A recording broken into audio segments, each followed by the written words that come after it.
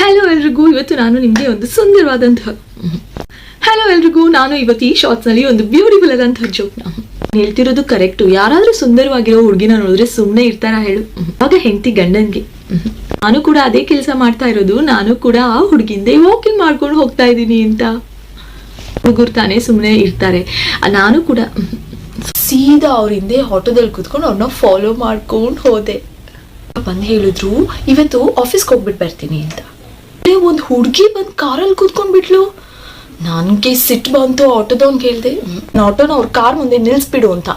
ಅವನು ಫಾಸ್ಟಾಗಿ ಹೋಗಿ ಕಾರ್ನ ಅಲ್ಲ ಆಟೋನ ಏನ್ ಮಾಡಿದೆ ಗೊತ್ತಾ, ಅವ್ರು ಹೊರಟಿದ ತಕ್ಷಣ ಬೇರೆ ಒಂದು ಆಟೋನ ಕರೆದ್ಬಿಟ್ಟು ನೋಡ್ತೀನಿ ಯಾವುದೋ ಹುಡುಗಿ ಬಂದು ಕಾರ್ ಒಳಗಡೆ ಕೂತ್ಕೊಂಡ್ಬಿಟ್ಲು.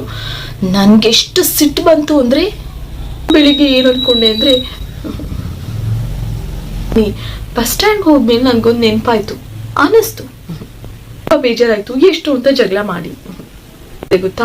ನೋಡ್ರಿ, ಹೋಗ್ತಾ ಇದ್ದೀನಿ ನಾನು ಈಗ ಸ್ವಲ್ಪ ತಿಂತ ಹೇಳ್ಬಿಟ್ಟಿದ್ದೀನಿ.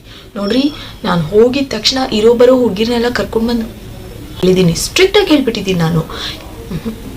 ನೋಡ್ರಿ, ನಾನು ಹೋಗಿದ ತಕ್ಷಣ ಖುಷಿಗೆ ಇರೋ ಬರೋ ಹುಡುಗಿನೆಲ್ಲ ನೋಡ್ಬಿಟ್ಟು, ಎಷ್ಟೇ ಕೊಟ್ಟೆ ಸೀರೆಗೆ?